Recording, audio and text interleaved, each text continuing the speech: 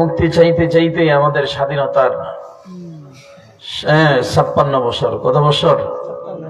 স্বাধীনতার 56 বছরে বাংলার জমিনের মুসলমান মুক্তি পায় নাই। এই জমিনের হিন্দু, বৌদ্ধ, খ্রিস্টানরা এরা মুক্তি পাইছে, কিন্তু মুসলমান স্বাধীনতা পায়নি। ঠিক কিনা? মুসলমান পায়নি।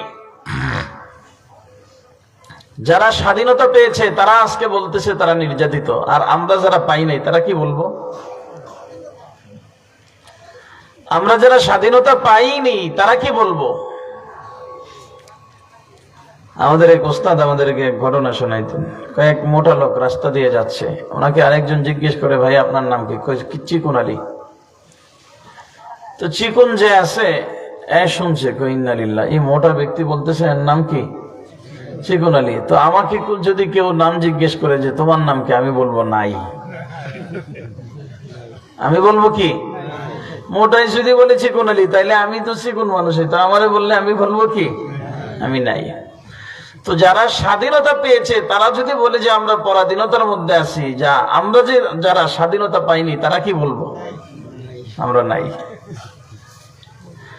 তো বলতেছিলাম আমরা সবাই মুক্তি চাই, সবাই মুক্তি চায়। এজন্য রব্বে কারীমের দরবারে আমরা দোয়া করি, রব্বানা আতিনা ফিদ দুনিয়া হাসানাতাও ওয়া ফিল আখিরাতি হাসানাতাও ওয়া কিনা আযাবান নার। হে আল্লাহ, দুনিয়ার জমিনে আপনি আমাকে কল্যাণ দান করেন।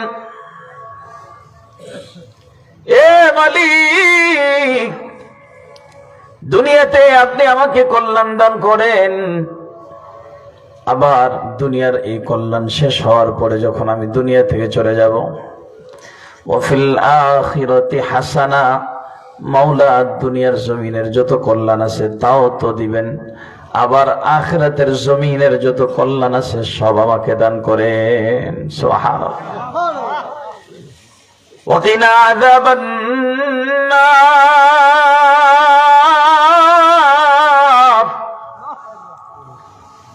আল্লাহ তাবারক ওয়া তাআলা আমাকে আপনাকে যে দোয়া শেখাচ্ছে ওই দোয়ার মধ্যে আমি আপনি বলতেছি, ওয়া কিনা আযাবান নার। মালিক রে, আমাকে আযাব থেকে বাঁচান, আযাব থেকে বাঁচান, জাহান্নামের আযাব থেকে বাঁচান। জাহান্নামের আযাব সইতে পারবো না, জাহান্নামের আগুন থেকে বাঁচান। শুধু তাই নয়, আল্লাহ তাবারক ওয়া তাআলা অন্য জায়গার মধ্যে সূরাতুল ফুরকানের এক আয়াতের মধ্যে বলেন, ওয়াল্লাযীনা ইয়াবিতুনা লিরাব্বিহিম সুজদান ওয়া কিয়ামা والذين يقولون ربنا اصرف عنا عذاب جهنم إن عذابها كان غراما। রহমানের গোলাম যারা হয়, যে রহমানের গোলাম যারা হয়, আল্লাহ তাআলার গোলাম যারা হয়, والذين يبيتون لربهم سجدا وقياما। আল্লাহ তাবারক ওয়া তাআলা এই আয়াতগুলোর মধ্যে রহমানের গোলাম আল্লাহ তাআলার গোলামের পরিচয় দিয়ে, ভাই, ইয়াবিতুনা লিরাব্বিহিম সুজদান ওয়া কিয়ামা। রহমানের গোলাম যারা হবে তারা রাত্রটা কাটাবে কিসের মাধ্যমে? সিজদা এবং দাঁড়ানো অবস্থায়। ইয়াবিতুনা লিরাব্বিহিম সুজদান ওয়া কিয়ামা, তারা নামাজের মুসল্লায় দাঁড়িয়ে থাকবে, তারা আল্লাহ তাবারক ওয়া তাআলার দরবারে সিজদায় পড়ে মালিককে ডাকতে থাকবে। আর কি বলবে? রব্বানা আসরিফ আন্না আযাব জাহান্নাম ইন্না আযাবাহা কানা গরামা। আল্লাহ তাআলার কাছে বলবে, আল্লাহ আপনি আমাকে জাহান্নামের আযাব থেকে বাঁচান, আল্লাহ জাহান্নামের আযাব থেকে বাঁচান। রব্বানা আসরিফ আন্না আযাব জাহান্নাম, আমাদেরকে জাহান্নামের আগুনে জ্বালায়েন না, জাহান্নামের আগুন থেকে বাঁচান। কারণ জাহান্নামের আযাব অত্যন্ত কঠিন, অত্যন্ত কঠিন, অত্যন্ত ভয়াবহ। এজন্য মুসলমান ভাইরা আমার, হযরত সাহাদ ইবনে আব্দুল্লাহ রাদিয়াল্লাহু তাআলা আনহু বর্ণনা করেন, এ দুনিয়ার মানুষ শোনো, তিনটা জিনিসের মধ্যে মুক্তি আছে। কয়টা জিনিস? জোরে আওয়াজ করে বলেন, কয়টা? তিনটা জিনিসের মধ্যে মুক্তি। আমি আপনি মনে করি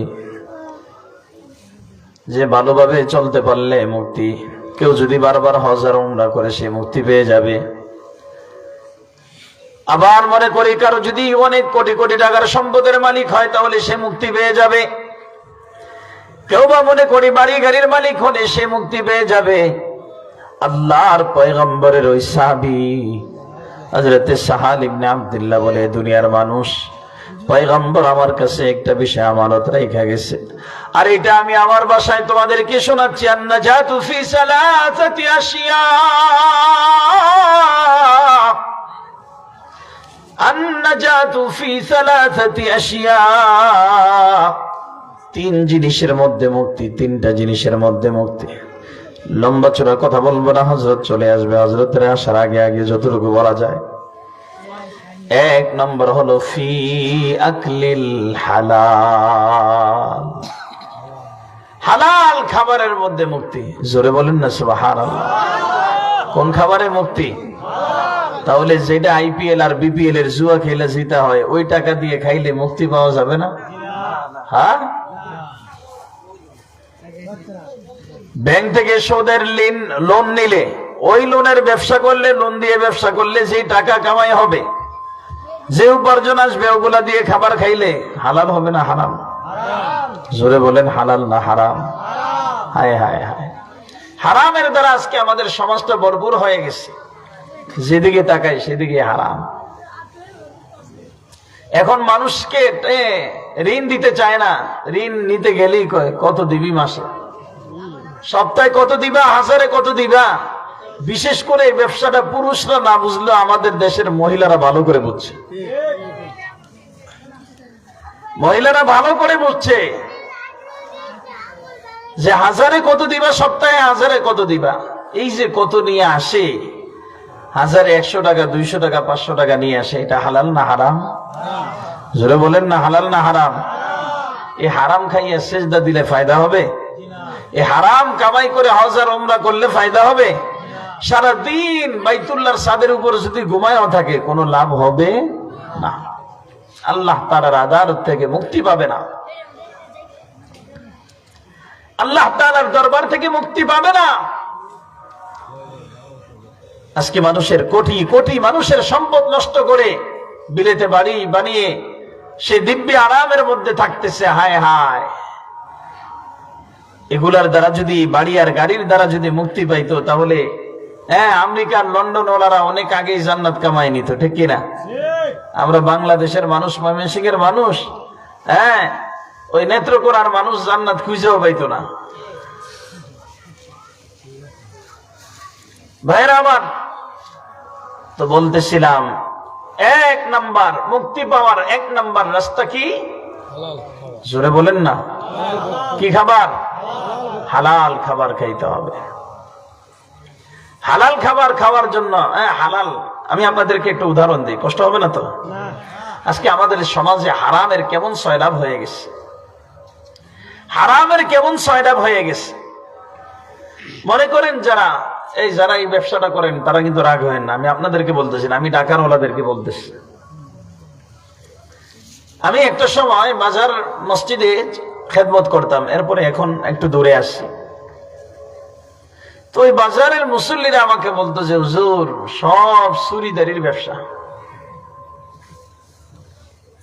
সব চুরিদারির ব্যবসা। কি হয়েছে হুজুর? যা ডিজিটাল পাল্লা দিয়ে মাপে, চাই সে গোস্ত বিক্রি করুক, চাই সে ব্রয়লারের মুরগি বিক্রি করুক, চাই গরুর গোস্ত বিক্রি করুক, চাই সে খাসির গোস্ত বিক্রি করুক, চাই সে ডান চাউল যা বিক্রি করে, এরা মিনিমাম না কমাইলেও 10 গ্রাম কমায়।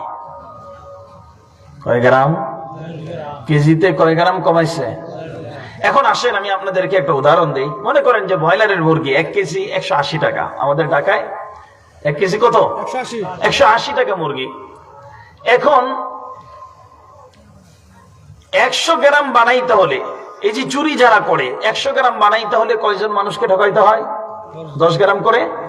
10 জন মানুষকে ঠকিয়ে কত গ্রাম বানাইছে? জোরে বলেন। আবার 100 জন মানুষকে ঠকিয়ে কত গ্রাম বানাইছে? 1000 গ্রাম। কয় হাজার? 1000 গ্রামে কত? 1 কেজি। 1 কেজি মুরগির দাম কত?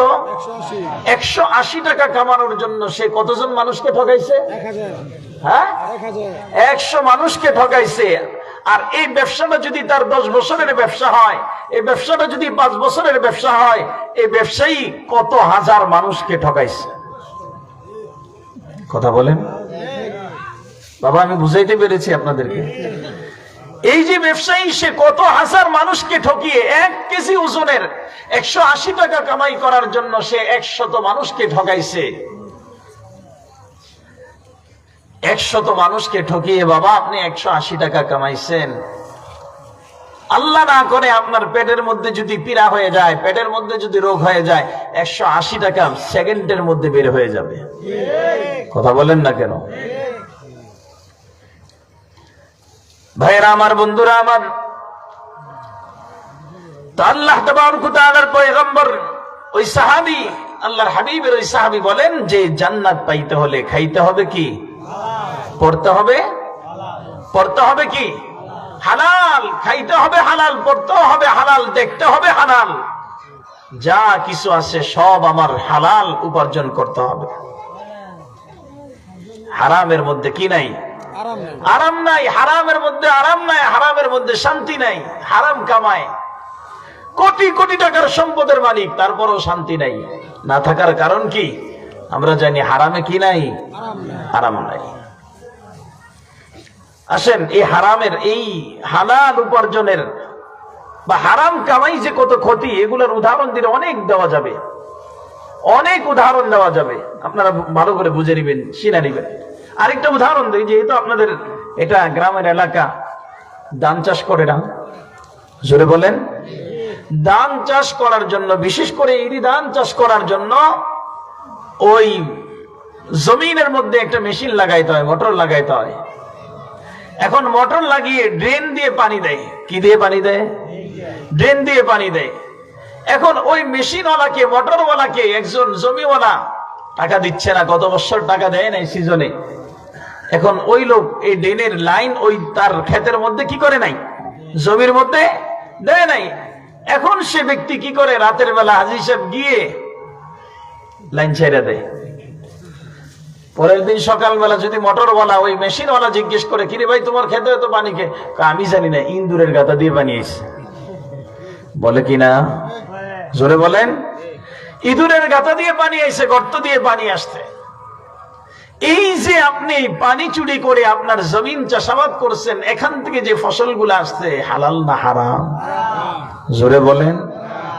হাজী সাহেব, আজকে সিজদা কবুল না হওয়ার কারণটা কি? আল্লাহর পয়গম্বরের সাহাবী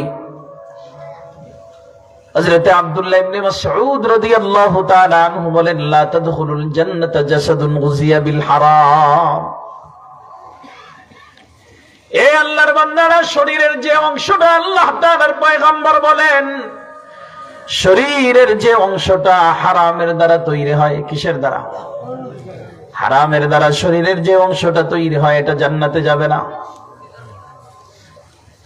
জান্নাতে যাবে না, জান্নাতে যাবে না। হারামের দ্বারা অর্জিত ওই শরীরের অংশটা জান্নাতে যাবে না। এরে আল্লাহর বান্দা, সাহাল ইবনে আব্দুল্লাহ রাদিয়াল্লাহু তাআলা আনহু বলেন, 1 নাম্বার জান্নাতে যাওয়ার, 1 নাম্বার মুক্তি পাওয়ার 1 নাম্বার রাস্তা হলো হালাল খাবার। 2 নাম্বার রাস্তা হলো ফি আদাইল ফরিযা, সমস্ত ফরজকে আদায় করা। মুক্তি পাওয়ার 2 নাম্বার রাস্তা কি ভাই? সমস্ত ফরজকে আদায় করা। সমস্ত ফরজ, একটা ফরজ না। তাহলে নামাজ পড়া কি? জোরে বলেন না, আরো জোরে বলেন। নামাজ পড়া, রোজা রাখা, যাকাত দেওয়া, হজ ফরজ হলে হজ করা ফরজ। জিহাদের ময়দান কায়েম হলে জিহাদ করাও কি? ফরজ। বিবিকে পর্দায় রাখা, মেয়েটাকে পর্দায় রাখা, সব ফরজ। অন্যের মাল নষ্ট না করা, জোরে বলেন, এটাও ফরজ মিয়া। অন্যের মাল নষ্ট করব না,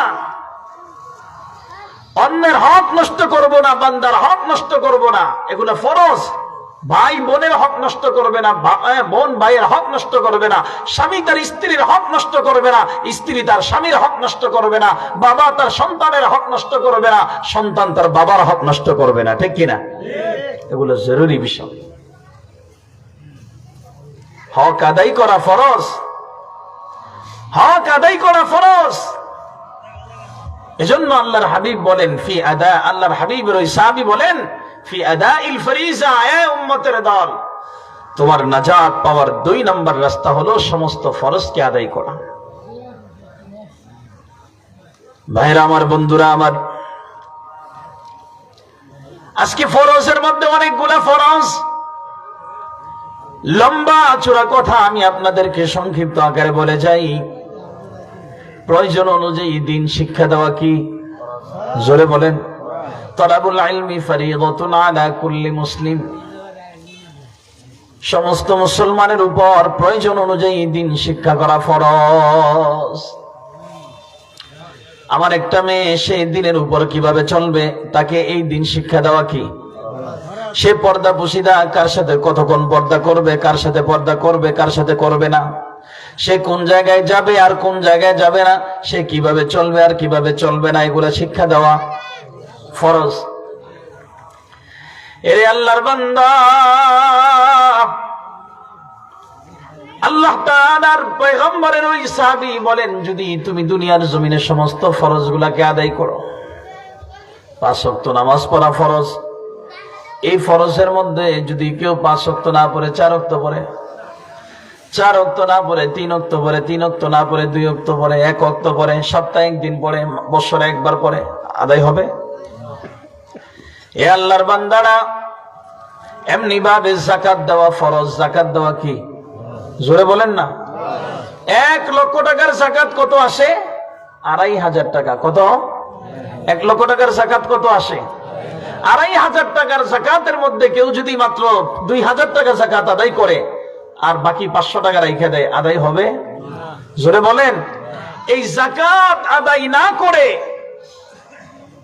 যাকাত আদায় না করে, এই ফরজিয়াত আদায় না করে, এই হাজী সাহেব যদি হজ্জে বাইতুল্লাহর সফর করে বাইতুল্লাহর মুসাফির হয়ে যায়, সে বাইতুল্লাহ গিয়ে বারবার তওয়াফ করতে থাকে, ফায়দা হবে?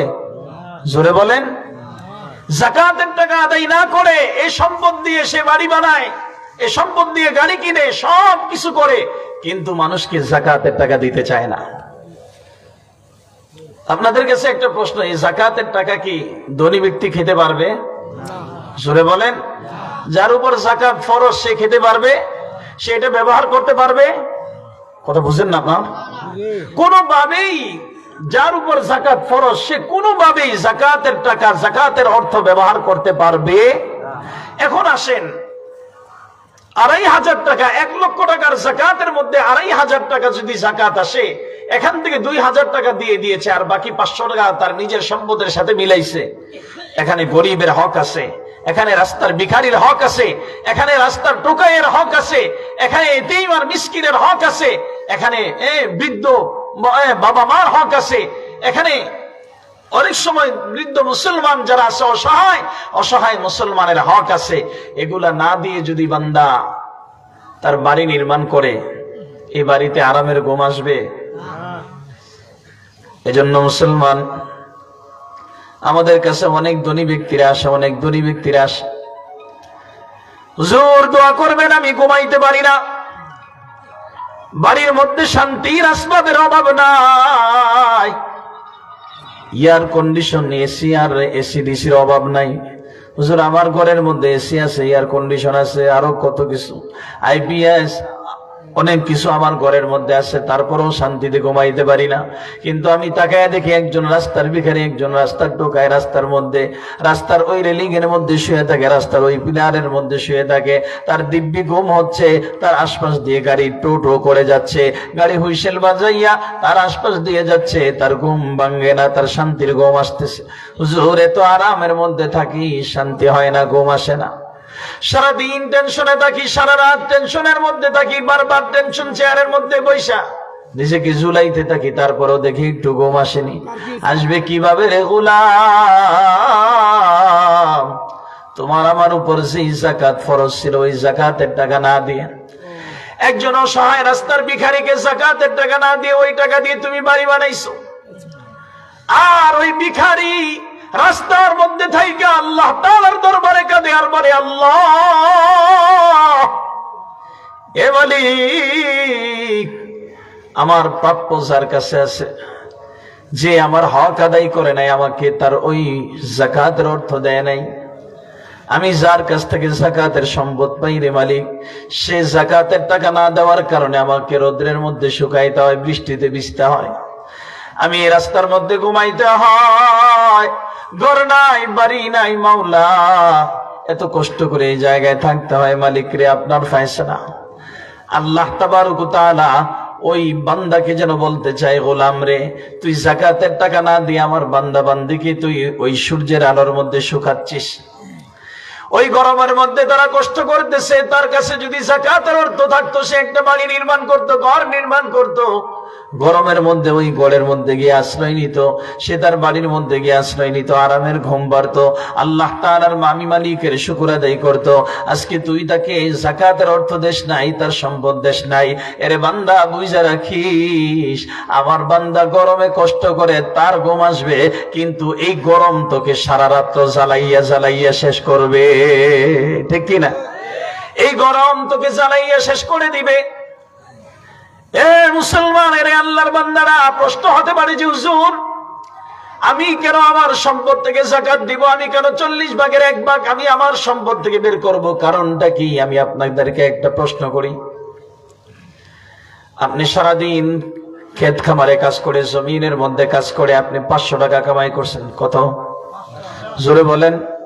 500 টাকা কামাই করে চিন্তা করছেন, সকালবেলা বের হয়েছেন, ছোট বাচ্চারা ডাক দিয়ে বলে, বাবা কতদিন হয়ে গেছে বাবা, একটু গোশত দেখাই না।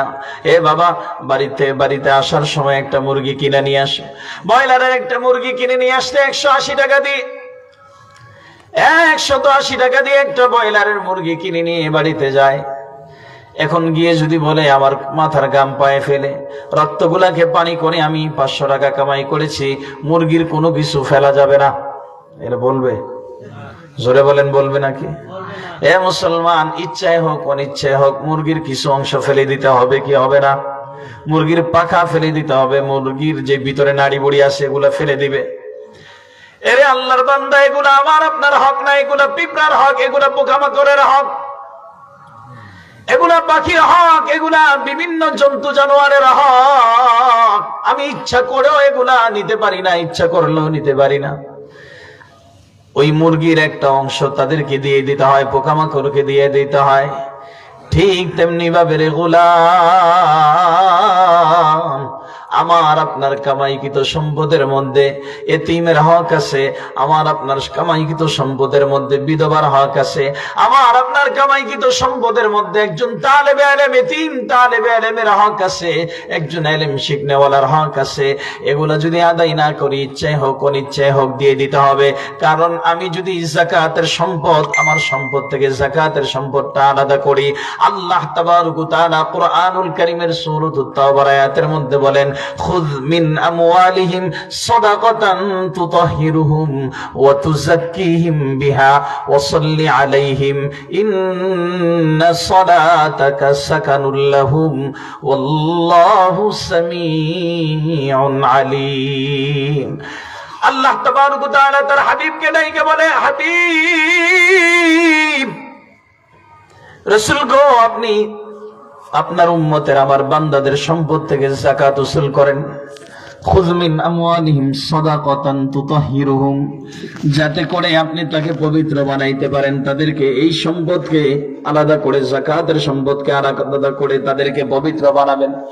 ওয়া তুযাক্কিহিম বিহা, তুতাহহিরুহুম ওয়া তুযাক্কিহিম বিহা, তাদেরকে পবিত্র বানাইবেন। বাহ্যিক পবিত্র হবে, আভ্যন্তরীণ অন্তরটাও পবিত্র হয়ে যাবে। সুবহানাল্লাহ পড়ে। হে মুসলমান, এজন্য বান্দার হক আদায় করে সমস্ত ফরজ গুলোকে যখন বান্দা আদায় করবে, বাহিরের অবস্থা